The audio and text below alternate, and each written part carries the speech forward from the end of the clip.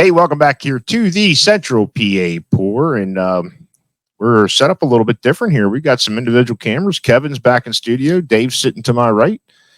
And how's things going, guys? Not too bad. Howdy. Had a little bit of get together last night at my house, and had some friends over, and I enjoyed it very much. And we had some food and drink, and the girls went into the pool, and we sat around the fire. And you were the cabana boy.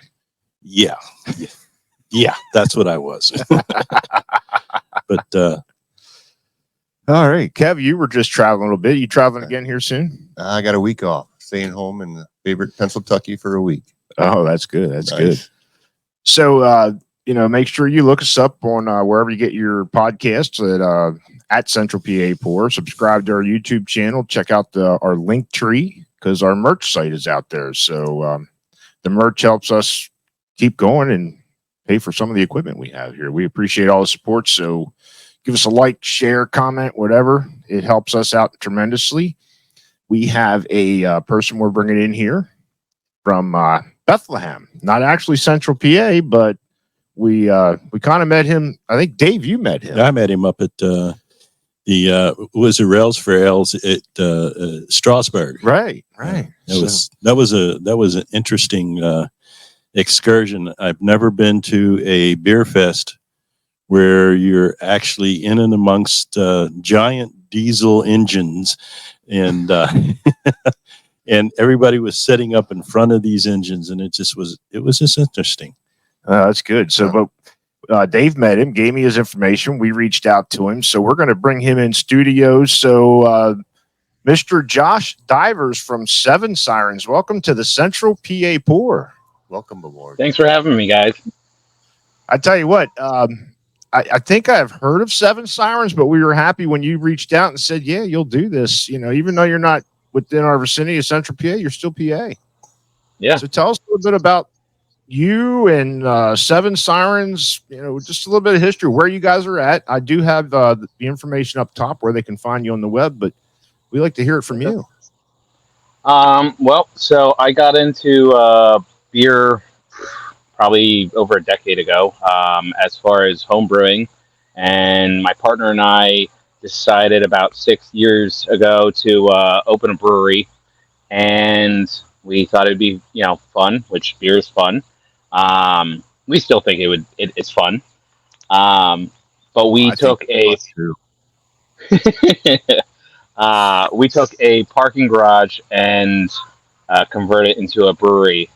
We were brewing out of a one-car garage before at my house, and did that for a few years, getting our name out. It took us about 3 years before we actually opened, and then we opened Valentine's Day 2020, right before the pandemic. So it's been a roller coaster, but it's been fun. Challenges, ups and downs, but it makes the trip worthwhile. So and who is your partner? So Jordan Sorolnek, so he was in the Navy for 6 years, and Sirens are mermaids that sing to sailors and lure them to their death. And we thought our beers were sexy and luring like sirens. So that's pretty much where the name came from. And our motto is beer that sings to you. So we have 23 taps in Bethlehem, and then we have 8 taps in our Easton spot. And then we have a bunch of cans as well. But we like variety and diversity. So light to dark, some of them are bitter, some of them are fruity, juicy, you name it. We probably have something that can, hit your palate nice. Yeah. So. And I think I saw, you were talking about the building you guys took over. And an Airbnb. So that's a decent concept. And I think I saw something like that down south that was starting to become very popular, where the brew pubs are putting Airbnbs in so they can come and stay. That is unique. And I think that's awesome that you guys decided to do that. Yeah, there's times of the year where Bethlehem's kind of touristy with the city of Christmas and everything. And we do events. I mean, that's where we met you guys. Rails and Ales. That's about an hour away from us. We do events like that so we can get our name out there, and people can stay in our Airbnb. We've had people come from Germany and stay in the Airbnb, which we feel privileged for people to travel that kind of distance to come hang out and drink our beer. But yeah, it just adds to the experience. It's not only a product that we sell. We try to, sell an experience. We have, music and just rotating food trucks, all this fun stuff, for people to, enjoy themselves as they drink, what we put our passion into the pints. So That's cool. yeah. And I think I was reading on the website. You guys have won some awards with your stuff. Did I read that correct? Oh, I just lost my earpiece. Yeah, we don't enter too many competitions. We have some that are coming up. We won for American Light Lager. We won silver at Denver International Beer Competition last year. That's our top seller is our American Light Lager. It's my go-to. I can drink that anywhere. It could be a picnic, shower beer, you name it. I'll drink that one anywhere. But that one we brew that pretty much every other week on our 7-barrel brew house. We have about 2 tanks that's always dedicated for American Light Lager, and as it's getting transferred to get kegs, another batch is going in, because we just can't keep up with that one. So I think that's awesome when it's got to feels good to you when you do enter like a big competition like that, and that you actually won something with the product that you developed and brewed. Yeah, it was funny because I want to say our worst critic. My other brewer that I work with, I'll criticize. I'll be like, yeah, I hate this beer, and I might hate it for different reasons. Like it didn't come out exactly the way we wanted it or something like that, but it might be a delicious beer. So when we won silver on that, and I told my wife last year, and she goes, "Let me guess, why not gold?" And I was like, "You're right. Why not gold? We should try harder next year." So we've tinkered it just a little bit, and we're sending that back to see if we can get gold this year. Well, that's awesome, man. I best of luck on that. Yeah. You have to keep us Thank you. posted. So Yeah. what made you do this as far as spreading your wings and doing a brick and mortar, and was this all part of the business plan of what you guys have scoped out so far, or is it just because things have gotten good and you thought it was a good idea to keep expanding? I mean, what got you home brewing? I think I was really into beer before I even started home brewing. I kind of was like one of those brewery stalkers. What is this brewery doing? What is this brewery doing? Kind of before craft beer really even was a thing. Dogfish was and still is, one of my favorite breweries, and just the odd stuff they do. So I was into beer before I even I did the Mr. Beer kit and everything like that, but after a while, that's kind of like making Jello. You're just following directions. Hey, I remember the beer kit. Yeah. Yeah. So I did. My wife got me a 5-gallon beer kit, and I did like 3 batches in my house. And she's like, "This smells. Like, can you do this elsewhere? Can you do this like outside or in the garage?" And after 3 batches, I moved it to the garage. The mower actually sits behind the garage still to this day. Nothing goes in the garage. Like we converted it into a brewery before we opened a brewery. But yeah, we spent countless amount of hours in that garage developing recipes, and I was still working for my family's landscaping business, since I was 11, and I would get home and I put my kids to bed, and then me and Jordan would go out to the garage at like 8 o'clock at night and brew beer until sometimes 4 a.m. and I'd go to work at 7 a.m. So it's there. There was a lot of long hours. It definitely wasn't by luck, but it's always been a life lesson or a journey, and there's fun along the way, and what's not fun, you look hindsight later and you're like, well, I learned from that. So yeah, I mean, it's been a journey, and that's where we pretty much started, with a 1-car garage, and now we're in a 7,000 square foot parking garage, which actually today, so we do monthly, we do an event called Beers and Gears, and my partner's into fast cars and stuff like that, so he's at the brewery right now with a couple cars actually parked inside the brewery. I don't know, I'm not a car guy, so I don't know half the cars that are in there, but Here's your card. yeah, it's fun. That's awesome.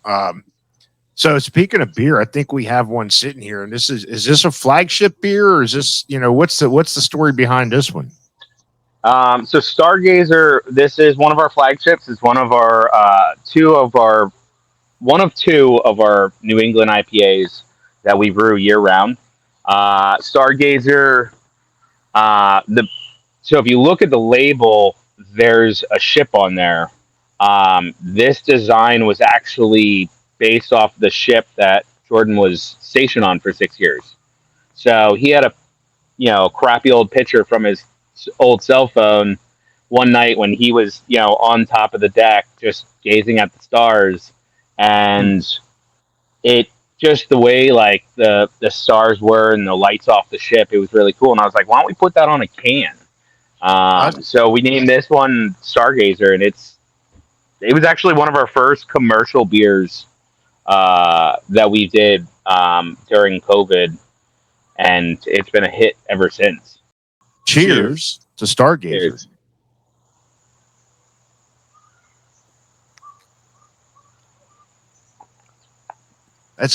I'm trying to get the flavor profile out of that. It's got like a different citrus flavor to it. What hops were in this again? So we use Azaka hops and Southern Star. Okay. So, Stargazer, why not use Southern Star hops? Yeah, it's actually it's not hoppy at all. No. It's smooth. The smell's deceiving because you're correct. The taste it's right there. It doesn't taste like no. It's pretty juicy. A lot of our IPAs, I mean, because we have 23 taps, we have some beers that are hoppy. And what we've noticed over the years is we've had so many people come in that they want to get into IPAs, but they're not. They don't want that West Coast style. They don't want that bitterness. And we've, Rails and Ales is a great place that we had a milkshake IPA, and there's so many females that are like, we don't like IPAs. And it's like, well, try this one. This is a milkshake IPA. Try this one. This is our New England IPA. And by having those lower IBUs, it's kind of, eye-opening to, hey, maybe I do like IPAs. Maybe I do like hops. I just haven't had that right taste yet. A lot of people think craft beer, they think hoppy IPAs. That's all they really think of when they hear the word craft beer. Absolutely. Now, you were talking about a milkshake. I mean, explain what a milkshake IPA. Does it have the lactose in it to help bring a little bit more creaminess to it? Yeah. So our milkshake IPA, we do lactose. We just recently came out with one. It's called not Southern. I always mess the name of this one up. Summer Sunday. Okay. So that one is all citra hops, and then we put coconut cream and lactose and a little bit of vanilla in there as well, and give you that sweet creaminess. This one here, the Stargazer. This one, we have a little bit of lactose, but it's only probably about for a 7 barrel system. I think it's about 15 pounds that we use. So a lot of other breweries would probably do, on upwards to about 50 pounds for 7 barrels. And I enjoy milk and cookies, but milk doesn't always, my body doesn't enjoy milk. So My wife's I my wife and some other people are like that. They, as soon as they like the milk and all that stuff, but as soon as they have it, it doesn't agree yeah. with your body. Nope, and that's why we try not to go heavy on lactose because we over time we've had more people come in and they're like, "What doesn't have lactose? What has less lactose?" And we're seeing that more and more. So we're trying to find ways of still having that creaminess, between like vanilla or coconut cream, you know, and not have to do a lot of lactose where it's going to tear up your stomach if you're lactose intolerant. So So, those two hops that you just said about in this one, I don't know. I can't say that I've heard of them. How do you find the hops and what flavors they bring to the profile? Do you so we think about beer 24/7. So we're always just looking for new hops and talking with buddies in the industry of what hops they're using. Azaka hops, those are fairly common in the industry. They're tropical, fruity, hops, and we I I really didn't think I had a favorite hop, but I think Azaka, I tend to use a lot of it because it has good characteristics of, tropical and fruity. I use that to, kind of accent other hops like Southern Star. Southern Star is not an easier one to find. So when I find it, I generally buy a lot of it. So I'm good for, the year. I have a couple suppliers that carry it, but it's not, they don't always have that in stock. Um, but yeah, a lot of it's just talking with our friends that are in the industry. I mean, we're in the Lehigh Valley, and there's 23 of us in the Brewers Guild, so we have quite a bit of breweries around us that we're all good friends and hang out and shoot the shit and talk hops. So That's the talk beer. same way it is here in Central PA. I mean, it's more of a community. It's not a competition. We've Yeah. heard numerous times. It's a community environment where you all talk to each other and help each other out. You'd said you do some collabs and stuff throughout. Yep. And I think that's awesome. So you and Jordan, you guys have been were you longtime friends, or how did you guys meet?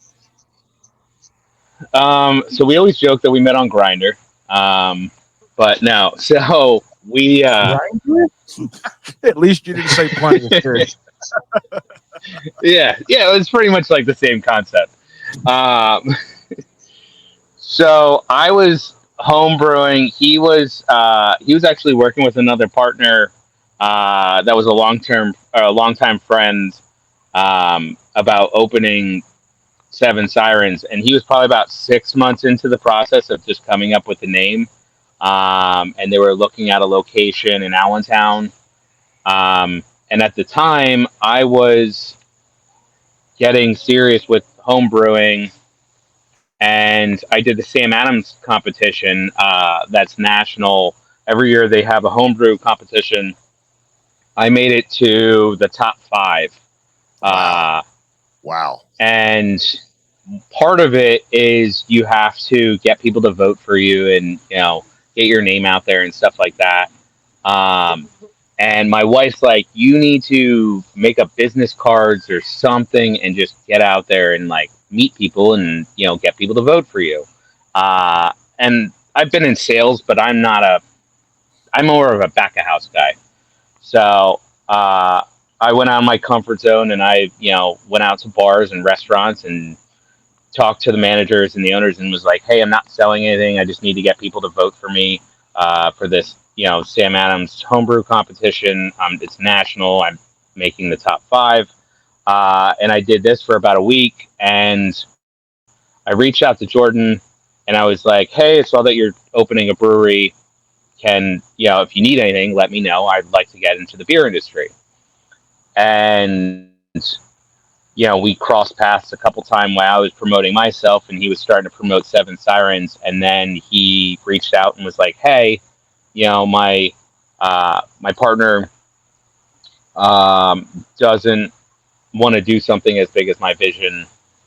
Maybe we can meet up, and if you want to brew, if you want to, So we talked. So we knew each other probably for about a week, and I said, "Yeah, I'll put the house up for collateral, and we'll be partners, and let's do this." Wow. So this was we his vision, and you were just the brewer getting on the coattails for the ride. You found that you could expand. I found an opportunity, and he needed somebody to make beer, and he had he had a couple of my beers, and he's like, I like these beers and I enjoy them, and he's like, I don't know what capacity you want to join Seven Sirens, if you want to be a partner or if you want to just brew. And he's like, I'm putting my house up for collateral.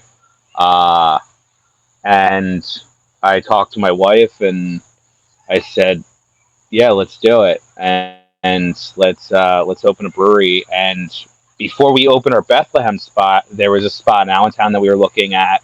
And I took my wife there and I said, what do you see? The place was gorgeous. It was a hidden gem.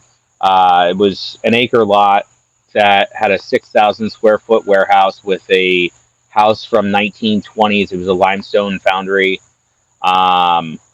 And she was like, I see a brewery. I'm like, what else do you see? And she goes, no, like the way you talk about it, like I only see a brewery. I see nothing else besides a brewery. And she was like, yeah, let's do it. So about 3 weeks after that, I was like, why are you on board? Like, you're very supportive. Like, why? And she's like, you're stubborn. So you're going to do this with me or without me. So let's do it. Oh, no. Whether I say yay or nay, you're going forward, right? Yeah, pretty much. Isn't that what us husbands do? We just we ask for their opinion, but it don't give two shits. We just go and do what we do. Yeah, I'm going to make sure my wife doesn't hear this part of the podcast. Hey, for about $10,000, we'll cut it out. We make beer, not money. So, hey, we make a podcast and not money. There you go. Yeah. Our first 3 years, we couldn't sell beer to get our name out. We sold T-shirts and hats and glassware, just to buy ingredients so we could, make beer in my garage and give it out for 3 years. I'll tell you what, the 1 year every story has been unique, and that's what we love about talking to people like you, right, and everybody else. Every story has got a unique background and how you got to what you're doing, and it's just fabulous. Yeah. So you talked about Jordan and you as partners, and you said about food trucks. So you don't have a food in-house kitchen, is that correct? Or do you have a kitchen? We do not have a kitchen. So we're open in Bethlehem. We're open 7 days a week. We have rotating food trucks. So right outside. So if you're at our place, we have a parking lot right next to our building, and on the other side there's a bank. It's Wells Fargo, and their drive-through actually goes through. Their drive-through tube goes through our basement.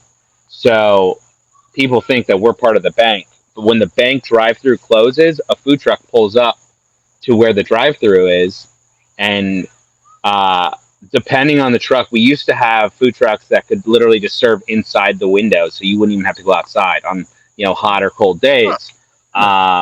So it was a cool concept. But yeah, no, that would be messy. Yeah, like serving mac and cheese like through the tube. I'll tell you what, I'm starting to get evil thoughts here. The tube goes through your basement. I mean, I was thinking about sawing through it and putting in a little junction there. No. Yeah, I don't think we're gonna siphon off $25 at a time. I think somebody on either side of the tube is gonna notice something's missing. Yeah, it's, maybe we'll just takes a little longer to get through the tube because we're doing a couple of this before we send it on. You know what? Actually, maybe we could do that for marketing, where you stop it, you throw a can of beer in there or a couple stickers, and then you send it on its way. That's you got to think outside the box, buddy. You got to think outside the box. That sounds. Oh, absolutely. Yep. Who comes up with the names of the beers? I'm looking on the website now, and it's pretty unique. I like this. Some of them. I mean, a lot of us come up with different beer names.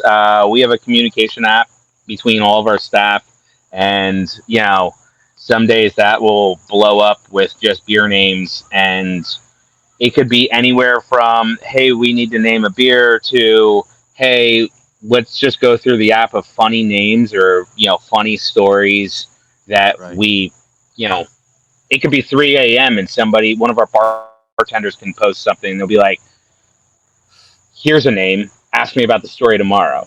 But yeah, we try to keep it to like 2 names, because like our one IPA, it's called Hands Free Satchel, and that's 3 words. Nobody calls it Hands Free Satchel. It's hands or hands free. So everything's shortened to 2 words. So we try to keep them to 2 words. But yeah, there's so many different reasons why we have different names. I like the can art. This was the one we were talking about earlier, and it's kind of cool. The Stargazer. Stargazer. That is outstanding. I like that. Yeah, we have one guy that does all of our artwork, and we try to keep a nice, consistent, different pieces where the name is, where the logo is, the waves will change different colors. That way, like if it is on a shelf somewhere, it doesn't matter which way the can's facing. Like you can tell that it's a 7 Sirens. Yep, it's 7 Sirens beer. Yeah, I like this. It makes me kind of want to join the name. No, it doesn't. Yeah, no, don't do that. Do you guys all collaborate on hey, do you come up with all the beer recipes, or is it a collaboration between Jordan and the rest of the staff? So most of the time, between myself and Alex, and then we have 2 other people in back of house, we'll have ideas that we're like, hey, let's see what kind of fruits are available, or we try to schedule stuff out months out in advance, to make our lives easier and rather live off the seam of our pants. But yeah, I mean, it's a team effort. A lot of everything that we do is a team effort. We have a great team to work with, and we all have a passion for beer, and that's one of the reasons why we have food trucks, is so we can just fully focus on what's in our glasses. Let's full ass one thing and not half ass 2 things. Right, right. But you guys, I mean, on your website, you talking about an event space. Is that all part of this, the Bethlehem, or is that the Allentown or the Easton store? So in Bethlehem, we have 7,000 square foot with a capacity for 320 people. And then our Easton spot is an old silk mill, which is a nice little area. There's 300 apartments there. That location that we have there is 6,000 square foot. It's more of kind of just a beer storage for sours that we're working on. We have a couple fooders and over 100 wooden barrels that we have beer aging. So most of our production's all in Bethlehem, but we can have events in Easton up to 175 people. So we have 2 locations. So if you want to have a big event or a small event, you have options. Our Bethlehem spot is our home base, I'd like to say. And that, that one we have more overhead, so it costs a little bit more to shut that place down. But that's where it's nice that we have Easton, where, if you wanted to have an event and shut the whole place down on a Friday or a Saturday, that one's more affordable. We do some weddings generally at the Easton location, we do weddings. We have done a wedding over at Bethlehem. But yeah, I mean, it gives us flexibility for a bunch of stuff to do. It's not just beer that we sell; it's experience. Yeah, and that's what you were saying earlier when we started off. And I mean, the pictures on the website look phenomenal. Yeah. So get out there and take a look at it. 7sirens.beer, right? Not .com, .beer, because it's all about beer. Yes, absolutely. So yeah, you'd be surprised how many people are surprised by the .beer. Pay a couple extra bucks to Google. Is that how that worked? You had to get it off of Google and get the .beer. Yep. Yeah. But it's well worth it. It is. That's awesome. Yeah, I'm surprised that they have a top level domain .beer. They're starting to bring out a lot of different top level domains. We need to look at that CPP.beer. Yeah, I bet you it's out there. I'm sure it's out there. Wait, hold on. I think I just bought that. I'll sell it to you. You just bought it. So for $10,000, we can buy it back, right? Yeah. We'll trade on that earlier comment. How about we trade on that? You cut out that spot where I don't get in trouble for my wife, and then I'll sell it to you. So speaking of beer, this you said earlier, this is kind of one of your favorite styles. What we're going to be trying next. What is our next one here, Joe? So our next one is our American Light Lager. It's just an easy drinking 4.2 ABV. Really clear. It is light lager. Yeah. So we spend a lot of time on that. You call this a shower beer? I mean, I do have a spot that I can put beer in the shower. I will drink this. This is like my green eggs and ham. I will eat this anywhere or drink this anywhere. The shower, cutting the grass, picnics. It's kind of like our version of like a Miller Lite or something easy to drink. So if somebody comes in, you can have it anywhere.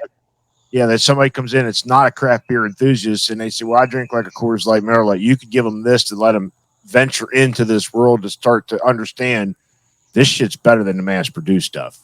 Right. Oh, absolutely. And the nice thing is like, even if this is warm, it still tastes good. Yeah, I'm not saying drink it warm, but if it warms up, it's still good. I was curious when you said on your report you sent back to us shower beers. I've heard them called lawnmower beers, so that's an interesting concept when you called it a shower beer. And this is called what? This is Lighthouse. But yeah, I mean I will drink this in the shower. Most of the beers that I enjoyed the most are in the shower because I don't have to talk about beer in the shower. Nobody's there to ask me questions. I can just drink a beer for what it is. Good way to like you said, green eggs and ham. Yeah. Cheers to Lighthouse.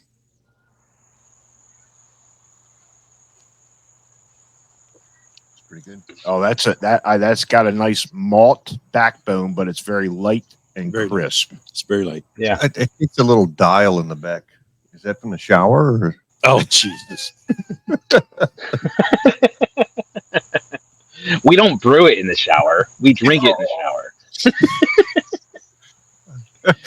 No, that is a. I can see people. You're giving this to people that like come in and say, "Hey, I like a Miller Lite," or not fucking Bud Light because this has Bud Light has no taste at all in my mind. But Miller Lite. Miller Lite. This is very malt. It's got a nice malt light backbone. It does. Yeah. Yeah, it's just easy drinking. It's a beer flavored beer. Yeah, and that's like a low ABV, like you said. You're in your case, shower beer or lawnmower beer. Yeah, 4.2. We try to keep that consistent. 4.2 ABV. It's only 8 IBUs, so it's not it has just that little bit of bitterness to balance it, to make it taste like beer, but it's not too hoppy. It doesn't linger. It's just light, refreshing. You can have it at a picnic, a birthday party, in the shower, cutting the grass, working on the car. Doesn't really matter where.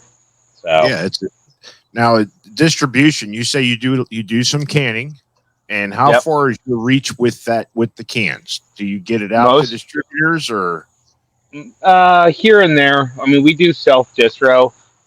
We do more kegs to local bars and restaurants.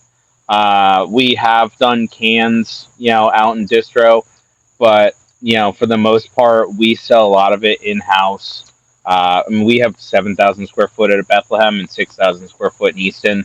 Most of it's sold at our tasting room. We have a 7 barrel system. Coincidentally, 7 just comes up a lot at Seven Sirens. But yeah, I mean, it's just we're trying to keep up with demand with our production, and distro. You're working for more, pennies on the dollar. So why not sell it in house if that's where most Right. of the demand is anyway? Right. So And you said you opened up right before the pandemic closed the country down. What Yep. was your business plan like that to pivot to survive that? And that's been an interesting story with everybody that we talked to that basically opened in 2020 or were opened already. It was you had to learn how to pivot and make it a successful year to survive it.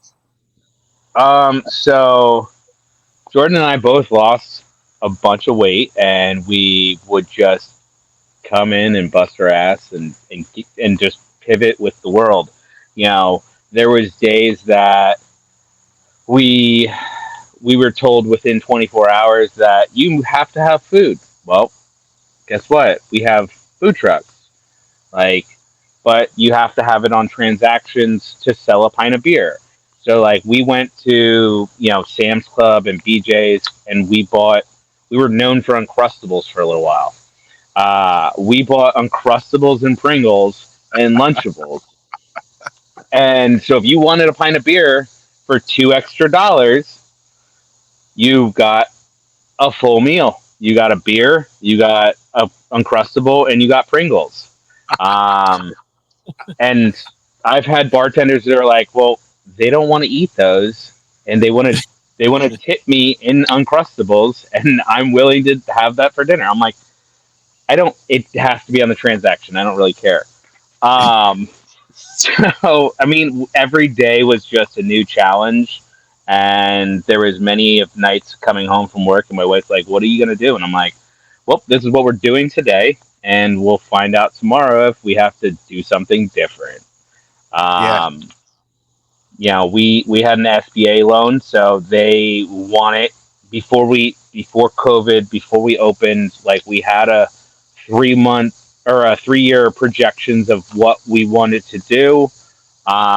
This is our business model, and literally within 3 weeks that completely changed. I mean, we weren't planning on doing any canning for the first year because we wanted to, dial in our product and have shelf stable stuff, and really focus on dialing stuff in before we just hopped into canning. And within 3 weeks we had to can everything. So I mean, bartenders became back of house for a while, and I had to train bartenders. Hey, this is production. You guys are not serving over the bar anymore. We're selling cans online, and it.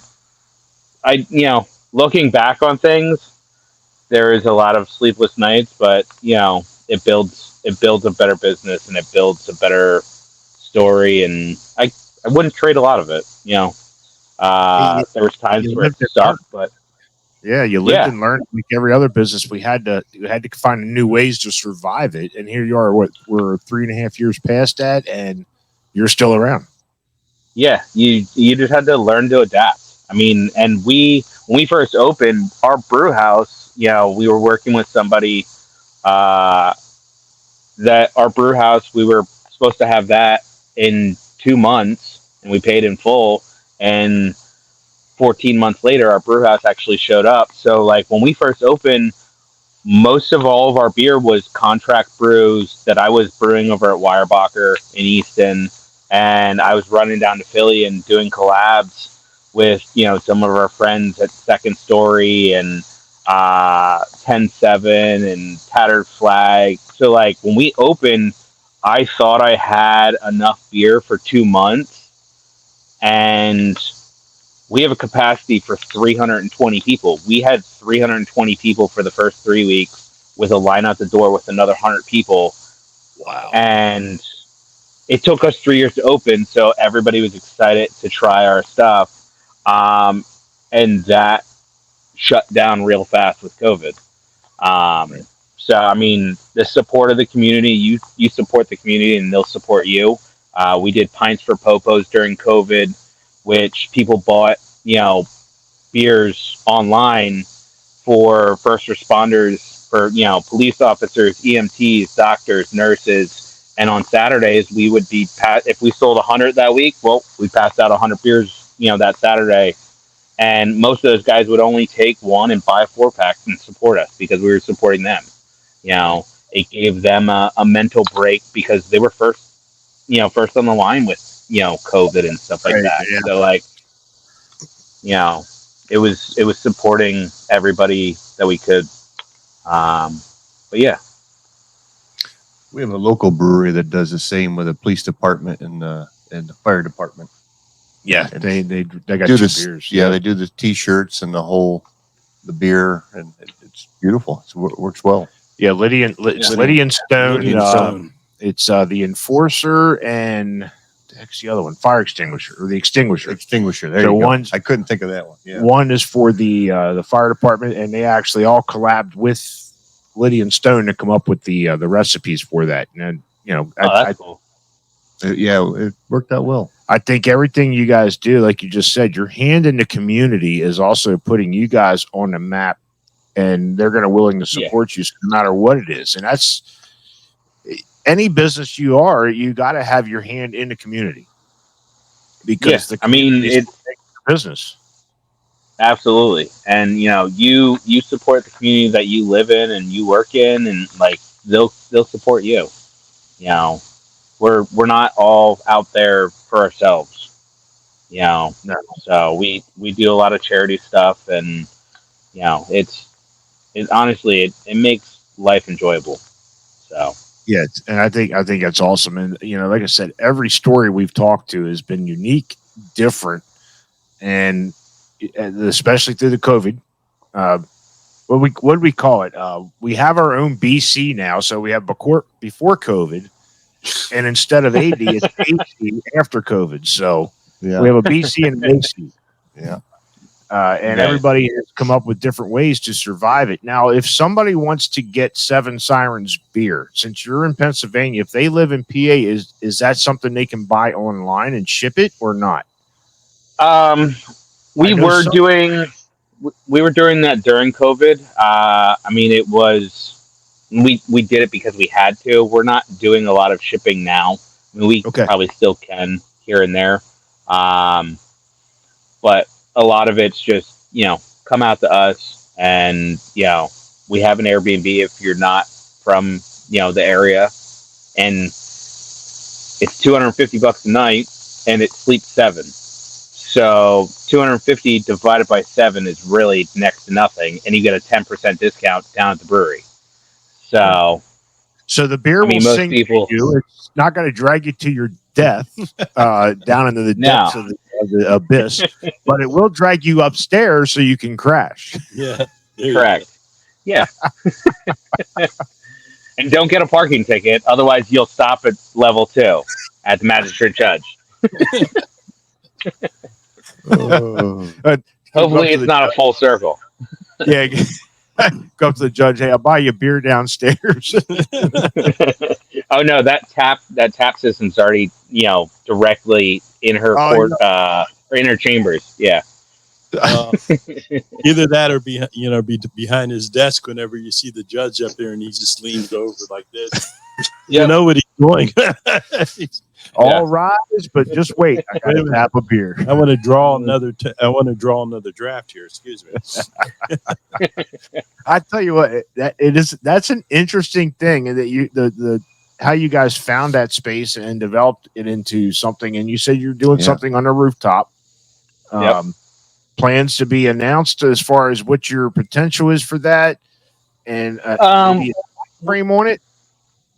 We don't have a projection because we're also in the the historic section. So everything's got to be approved by the historic review board, which that's like it took us 6 months before we could even break ground and change things on an old decapitated, parking garage.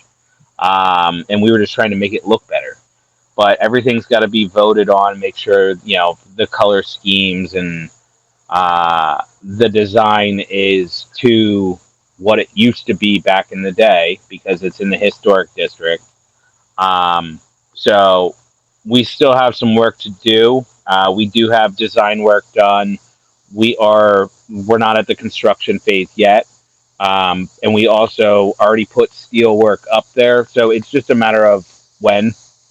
We want people to come out and drink a bunch of beers to help fund that because, the more beers you drink, Absolutely. then we can pay for that rooftop and we can enjoy ourselves up there and enjoy the fireworks and all the other fun things that the city has to offer. That's So, awesome. Yeah. Go rumble through the scraps at Bethlehem Steel and build yourself something nice. Yeah. That's awesome. And I think we had Glenn Smith from Brewery Tours. Was he talking when he was out there? Was it Bethlehem or was it the Allentown area that started to develop a lot of the craft industry, and it brought in a whole new thing? And that's what we're finding with these pubs, like you guys. And you said how many's out there in your Lehigh Valley area? Like 20.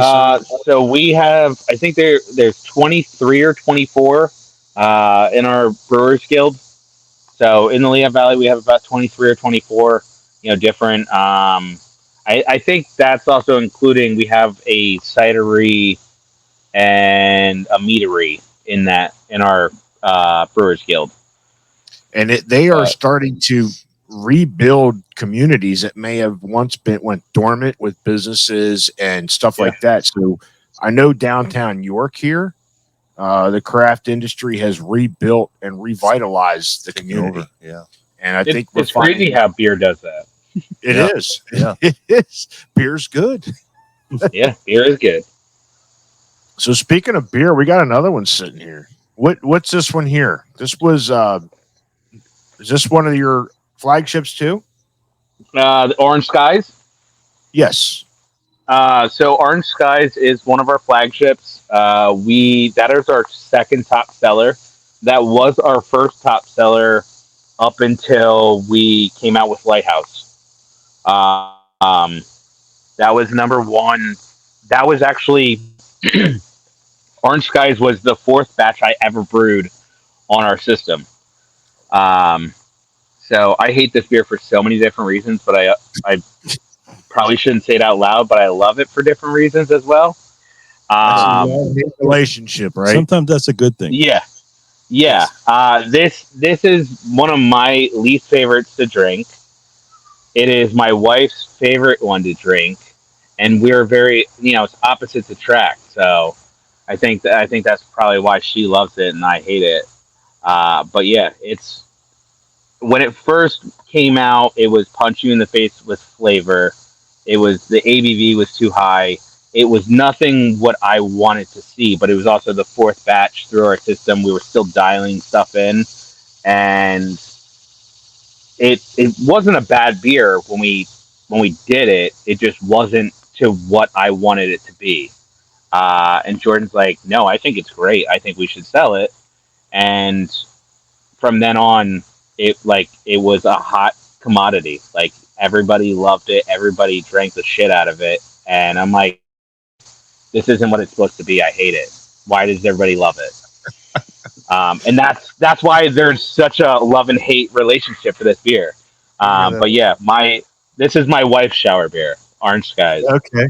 And what's the base on this one here? Is this like an IPA or is this like a ale? So this is more of a Belgian blonde that we're transitioning more into a Belgian wit. We have tweaked this recipe over the years a little bit. This one has a nice light Pilsen base with agave that we put in there as well. And the spices in here, we have coriander, bittering orange peel, sweet orange peel. So it gives you that nice kind of, not, I don't want to say blue moon kind of taste, but it has that citrus flavor to it. All right. So So, here is to Orange Skies. Cheers. Cheers. yep. Cheers.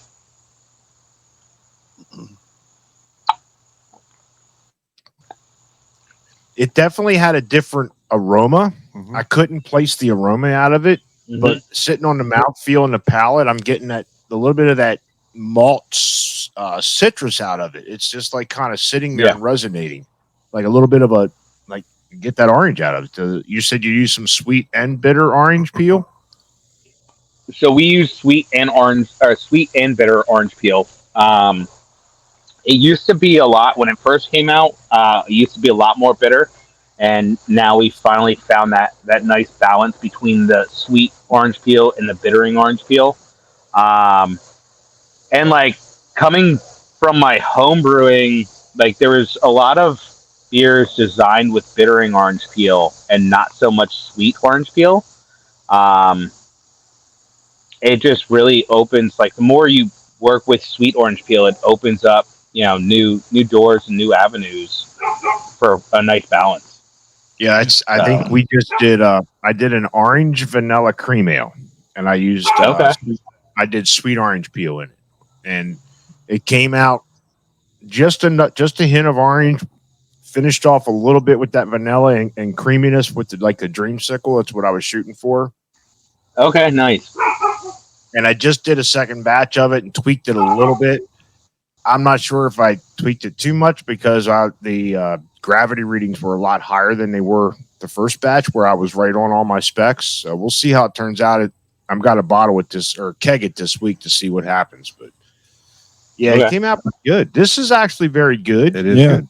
I go along with your wife. I think that it's pretty good. I enjoy it. Dave's going to be drinking it in the shower tonight. Yeah. That is, it is,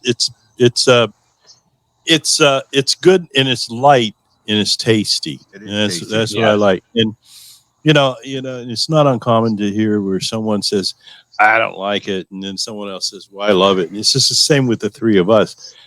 I enjoy different beers where it's something that they wouldn't like and they prefer. And I know Brett likes sours, and I am just way against them. I'm sorry, I can't drink them. So you say you're transitioning this into a wheat beer or a wit, German wit. A wit. Yeah, more of a wit. So the yeast, we changed up the yeast a little bit. It was more of a, what was it? It was a Belgian yeast that we were using, and it's a split now. So it's not just one yeast we use on this beer. So we use a Belgian yeast, and then we also have a Belgian wit yeast that we split to kind of give it some different flavors as well. That's one of the great things about ale yeast is you get a lot of different flavors just from the yeast itself. It's just another ingredient to play with. That's awesome. I was getting a little bit of that clove out of there as well. And that you're going to get that with any Belgian. You're going to get like a little banana and clove taste out of a Belgian, correct? Yep. Yeah. Yeah. Kind of like a Hefeweizen. Yes. Like a Hefeweizen, you're going to have like bananas and clove. Yep. So future plans. You got 2 locations. Is that where you guys want to stop and just build on what you guys have developed, or what? Any future business plans that you want to say, or nay? Yeah, sure. Like I said before, we think about beer 24/7. We live, eat, sleep everything beer. So we're never ever done growing. Once you think you're done growing, you failed. Our goal is to learn, and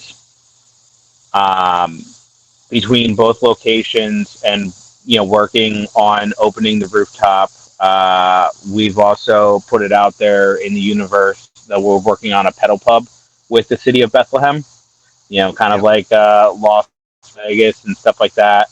A 15 passenger pedal pub so you can go down to Steel Stacks and tour, old Bethlehem Steel and stop at a couple other different places.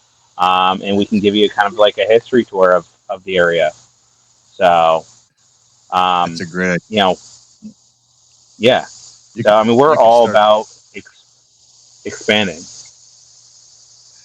can start up at the college with the young, the of age people, and then fill that pub up and then go for a ride down that hill, and it'd be a good time. So the pedal pub, would that have the bartender in the center while everybody's pedaling the bike? Is that what that is? That Yeah, what you we're not. We're not going to make our employees work harder. We're going to make them work smarter, and the people that pay to go on the pub, they have to work harder. Yeah, they're the ones pedaling the pub. Yeah, I think. Yeah, Ocean City has. I've seen Ocean that. City has it. Asheville, yeah, all over. It's pretty common nowadays. It's nice. That's an interesting Yeah. idea. I'm sorry. Yeah, it's I have never seen one. You have it? Oh, well, we're gonna have to show Dave what a pedal pub Hey, is. Josh, Yeah, I guess. Josh, I'm going to need your help because I got 2 old people I'm working with. I need. all right. somebody to Well, help. I guess we're gonna have to go out and do some research and development. sounds We'll have to. Sounds like we're gonna have to rent the Airbnb out Yeah, on there the you third go. floor. I like that. Yeah. When you guys I like that. are napping. Yo, Well, nowadays we have, we're going electric with all these cars. Why not have a beer powered vehicle?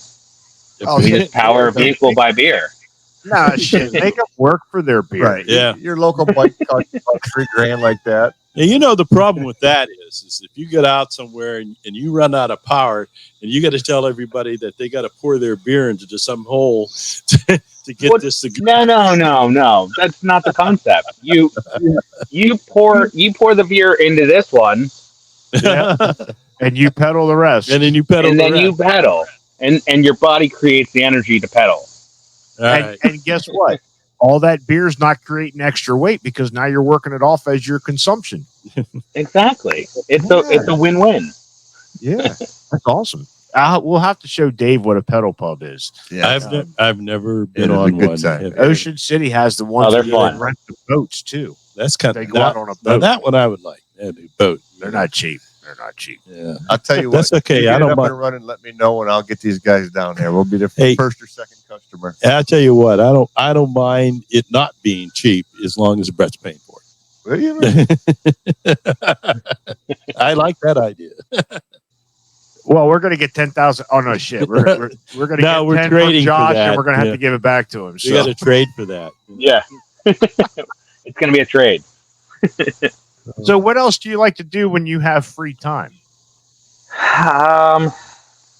When I don't know. I honestly, I have a 7-year-old and a 10-year-old, both boys. So we do some hiking, we do some fishing.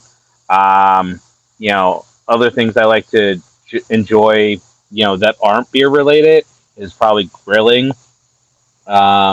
Unlike beer, you can actually taste and add flavors on the spot. You don't have to wait, 3-4 weeks to see if those adjustments and recipes and stuff, Out, yeah. work. So we may have to look you up with a gentleman whose episode will be coming out here shortly, Mark from Beards, Brews, and Barbecue, because you already got the beard thing going on. And Oh, yeah. He does some YouTube stuff, and maybe you two could collaborate. Yeah, Beard- that'd be fun. we could hook you up with him. And Absolutely. you got the beard. You already know the beer because you brewed the beer. Yeah. Yeah. That could be awesome because he does a YouTube. He's got a pretty good following. So, dude, we might make you viral, Nice. and it might make us viral.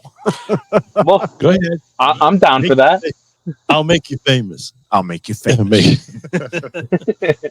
So when we started this little venture, the first episode or two, I was like, Dave, I'll make you famous. From Young Guns. Young Guns.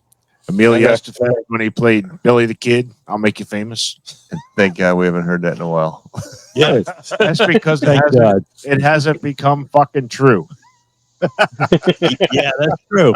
We're well known, but we're broke. We're still waiting. We're still waiting here, Brett. Yeah, well, you're going to be waiting for a while. I tell you what, we've had a great time, Josh. Yeah, thank you. Know, Yeah. your story's unique. Like everybody has that story, and that's what we're here to do. We're here to help spread your story and find out more about what Seven Sirens is. And we're hoping that you guys have nothing but huge success out there and keep building on what you guys have already built. I mean, the website tells it all. Yeah. You go ahead. I'm just saying it. We got to get out there because there's a ton of history. Whether it's a steel shop, the steel factory, the gambling, the beauty of the Christmas, like you say. I mean, there's so much to bring you out there, and we got to get out there. There's maybe we'll bring the pedal pub out. We could do Yeah, that. there you go. You bring the pedal pub. I'll start getting tickets sold so we can pay for it. Yeah, Yeah. I think we're. It's 90 miles of pedaling. That's a lot of pedaling. Oh no, that shit's going on a trailer. We're towing it up. Josh, tell us once again where they can find Seven Sirens. Your location, phone, email, whatever. Where can they find Seven Sirens Beer Company? So Seven Sirens, we have our Bethlehem location at 327 Broadway in Bethlehem. It's right by Tally Ho. That everybody knows. Anybody that knows Lehigh Valley, Tally Ho has been around for like 100 years. We're down the street from the casino, city of Bethlehem. It is Christmas City during December. It's very touristy around that time. Music Fest area. We just finished up Music Fest. I think this year was our 40th year for Music Fest. And then our Easton spot, we're over at the Silk Mill right off of 13th Street, off of 22. Nice little area over there. It's kind of tucked away. Easton Trolley comes, you can, go on the Easton Trolley, go to a couple different stops. And at our Easton spot, there's also another brewery across the street. There's a distillery, and we don't have a spot for food trucks at our Easton spot. So we partnered up with a winery that makes delicious food. So you scan a QR code at our brewery in Easton, and it pulls up a menu. You can order food from the Easton Wine Project, and they'll deliver the food right to our spot. So if you're sitting inside or at the bar, they'll deliver it right to you. So it's a nice little collaboration that we work with them on the daily. But yeah, it's fun. We do a bunch of offsite events. We're going to be at the Lehigh Valley Screen Park this year, up in Orfield. We'll be serving beer up there every weekend. Just check us out on Facebook, which is Seven Sirens Beer. Our website, sevensirens.beer. And we also have Instagram, which is Seven Sirens Beer. That's awesome. Yeah. Do you ever get out to our area, central Pennsylvania, in the southern York County area? Or So kind of close. I'm probably an hour closer to you. You guys are about 2 hours from me. We just got a camper last year, and my wife, she really is a saint. But so she'll take the boys and she'll go camping. I'll set the camper up in Lancaster for her, which is about an hour closer to you guys. Yep.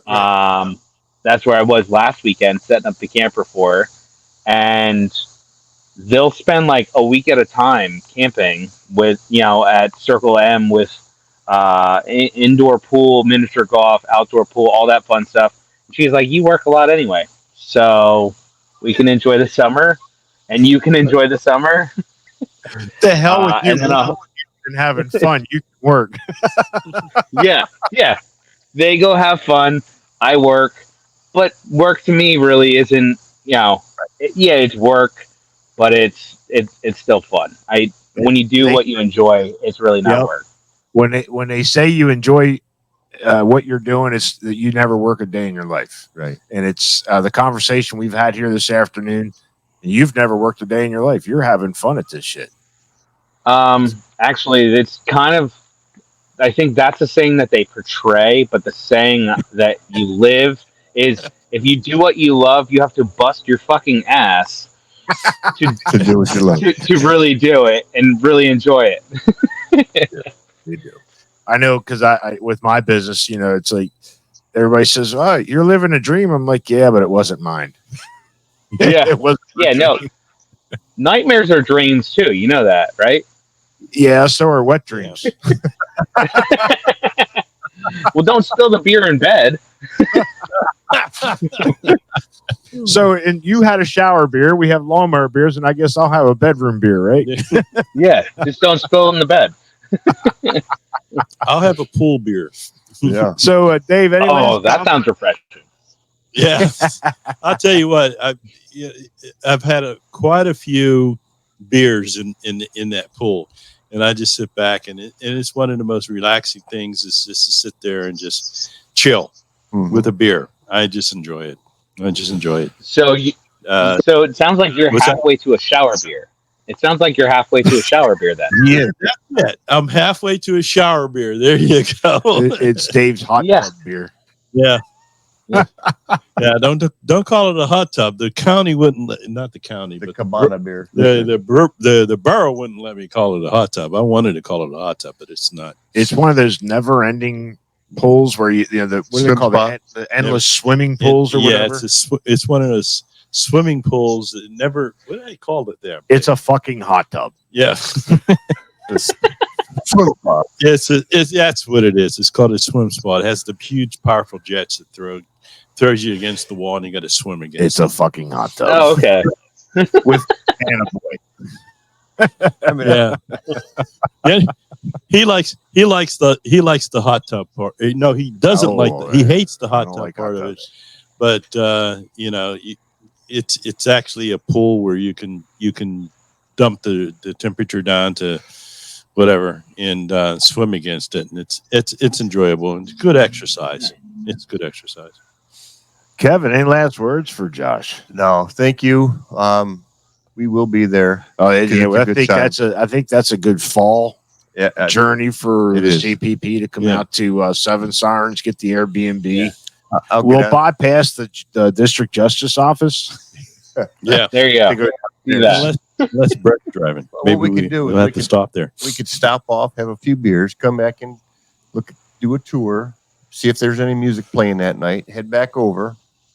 Yeah, Yeah, it sounds whole like day of drinking. I see that coming quick. it sounds like a nice long weekend. Absolutely. Yeah. So, Josh, before we get out of here, what is going to be our cheers beer here with you? So this one here is the Squeeze.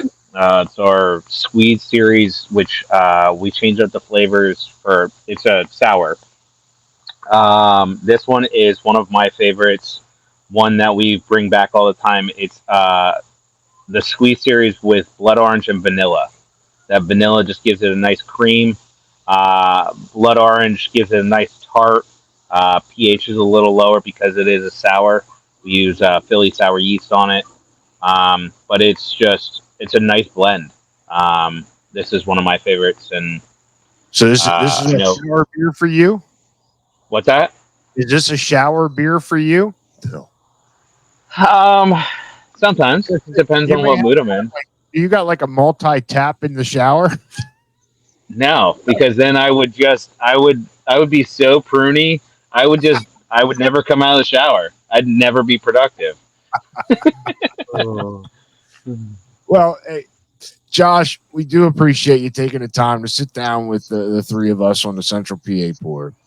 Thank you for having me. Yeah, you get out to Bethlehem and Easton and check out Seven Absolutely. Sirens Brewing. It sounds like they got a hell of a thing going on, and the CPP will be out there sometime in the very near future to check it out for themselves. But if you're out there, let's raise a glass with Josh Divers from Seven Sirens Brewing and the Central PA Pour, and let's all be bonded by beer. Cheers.